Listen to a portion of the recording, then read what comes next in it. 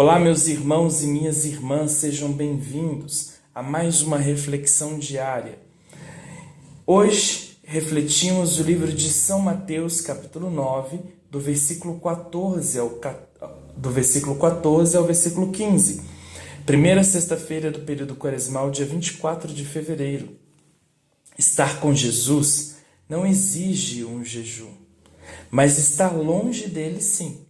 Enquanto os discípulos estavam com ele, nenhum dos discípulos fizeram jejum.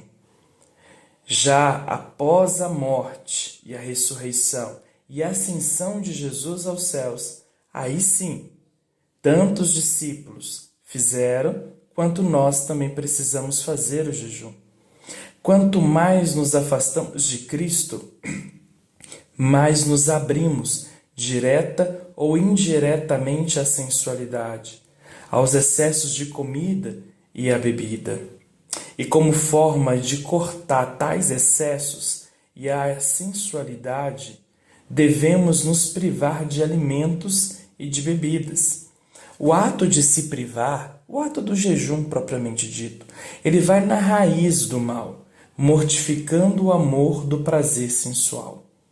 É importante ressaltar que não existe a substituição de jejum de alimentos pelo controlar a língua. O péssimo hábito de falar mal do outro, diga-se de passagem que isso não deveria existir entre nós cristãos, mas quando ele existe, ele revela que aquele que fala mal do outro demonstra apenas os seus próprios pecados e a sua malícia.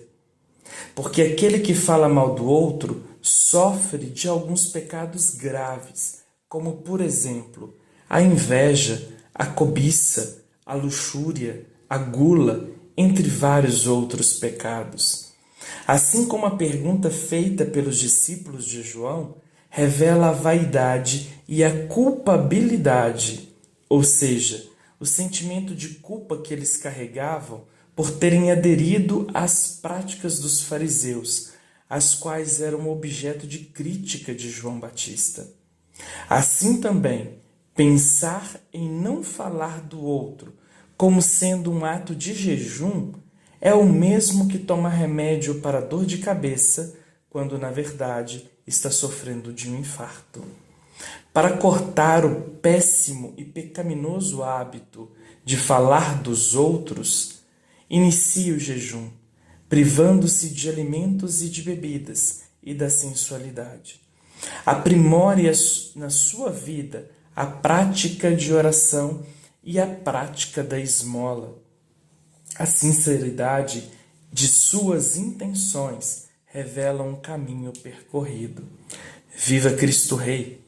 Que Deus possa abençoar a sua vida e a sua semana, seu final de semana. Em nome do Pai, do Filho e do Espírito Santo. Amém.